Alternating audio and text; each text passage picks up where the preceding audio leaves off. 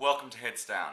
My name's Christopher Tubbs, and on this sweltering London day, and believe me, it is absolutely sweltering, it's about 30 degrees.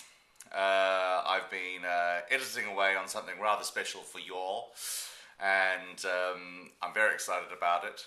They're two of my favourite artists in the world. They are known for their delay-sodden, bass-heavy dub disco. That doubles as much as head music as dance floor detonations. And lucky for me, they live in London, North London, and live in Hackney, and they allowed me to interview them this week. They're the Idjut Boys. Dan and Conrad have been around for years, since the early 90s, and they've remained and consolidated themselves as doyens of the disco scene, or rather the eclectic dance floor music scene in reality, over the last 15 years. It's a great little interview. They got lots to say. I always say that about my interviewees, but these guys are just brilliant. They've got a history. So check it out. Fellas, how are you? Alright, thank you. Alright. I'm with Dan and Conrad, who make up the Idjut Boys, and in their palatial studios on a baking hot, what feels like a midsummer London day. And you're hard at work. Thank you very much for having me. Fine. That's live to begin with. Yeah.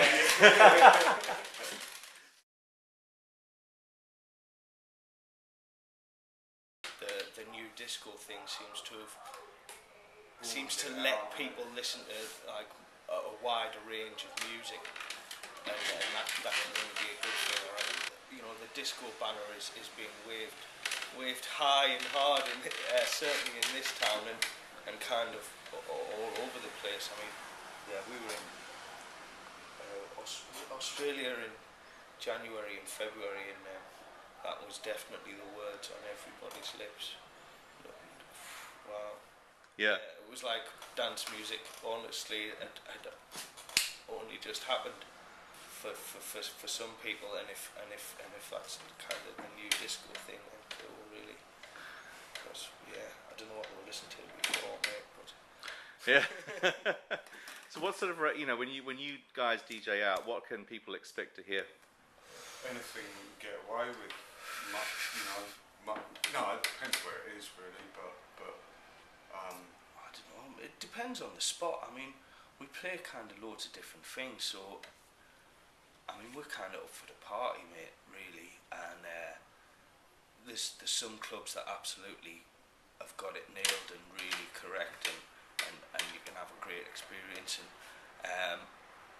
but the thing that seems to be happening here right now is little kind of one-off parties, and parties in spots that aren't nightclubs, and that's got a different energy, and that's really cool as well.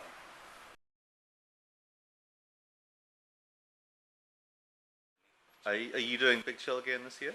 Not this year, no. But we're doing a few this year. A couple of new ones to us as well. Green Man, which should be interesting as well, because I think that's got a different flavour to it. Where is that? Wales somewhere, which is definitely Wales. Yeah, this is good, man. Get in the valleys. Find the map. Excellent. I actually remember I caught you guys at in fact I saw you at the Big Chill a couple of years ago, and you played Lovers in the Air, and I saw a man crying at the front of the dance floor. I'm sorry. That's what we said. I'm pretty sure it was with joy. I'm pretty sure. Yeah.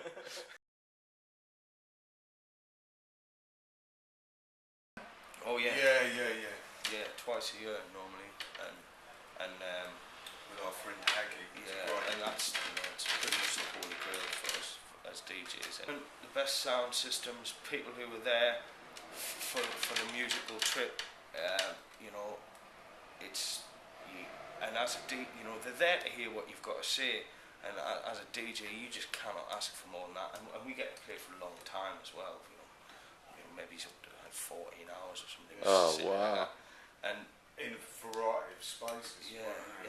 From really big clubs that sound systems kind of can alter your breathing, they're so powerful, to small spots. But the thing about Japan it's like the music is number one.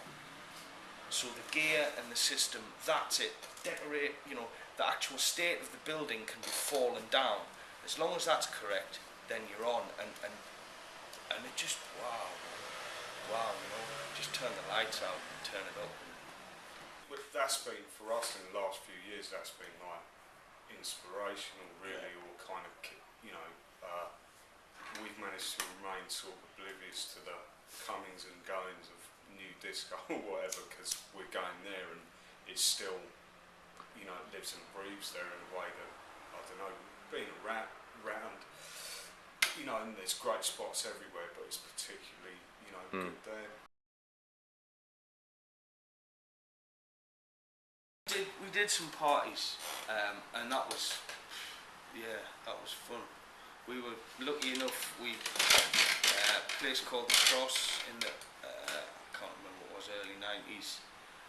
Was just opening up, and we were fortunate enough to get in there early before they realised what scallywags we were, and not shiny and bright like the rest of the night. We had a great run there. We had some absolute blinding things, like 10 o'clock at night till 10 in the morning. Whoa. We had some great people play. Harvey did a 12-hour disco thing for us. That was right. Yeah. Wow. Really quite great. And that was brilliant. And unfortunately, like the people who ran it and that had a, you know, it's up to them, it's their club and stuff, but they wanted the Seb Fontaines and Judge Juleses of this world, even though, like, I think our night was, like, we turned away as many people as we got in. We were already at double league capacity of the club. Right. It was unbelievable. So what kind of numbers are we talking? We put like 750 people into a 325 capacity club. Oh. People passing Every their month. shoes over to other people. Seriously, one night, right, they would try all kinds of strange things to kind of, I don't know, trip us up or whatever. And they came to us one Saturday night, like, maybe we'd been going for an hour, and they said, right, no trainers. We were just like, what's going on? So basically, our mate Jules, I don't know if you know Jules, but Jules has size 9 feet, and he had shoes on. So Jules' shoes got passed down the queue for people to come in. And so Jules' shoes came in the club about 100 times. Genius. Genius. Yeah, socks, right? Yeah, bless Jules for that. But yeah, it was funny. And finally, I think we lost our night because Renaissance wanted a night, and they were very shiny. Lot of cowboy hats. Yeah, lots of beautiful people, bless them. So what stopped you doing the parties in the end? Well, there was just. Well, that was a great spot, and to be honest, our promoters, are we? No, end up losing cars. Yeah, and the parties paid for a lot of the early U-Star records, and you know, I think we went for like nearly 2 years, and by that time we were quite involved with the label and doing music, and we were travelling. So what's going on with Noid, and is this still an active label? Yeah, sporadic. Noid occasionally spits one out. Got a new label, Droid, which is more bit of acid house. Bit of acid house and other steaming frivolity, and we're doing stuff with a label in Norway, Small Town Super Sound. Right. Yeah. It's an excellent label. Yeah. We've just done an LP with Rilla Limbach, the Neanderthals thing, and we're trying to do an Idjut Boys album for him as well. So, you know, in the next 20 years or something. 15. We'll work hard. Excellent. Thank you very much, guys. Chris, pleasure. Much appreciated. No worries. All right, cheers.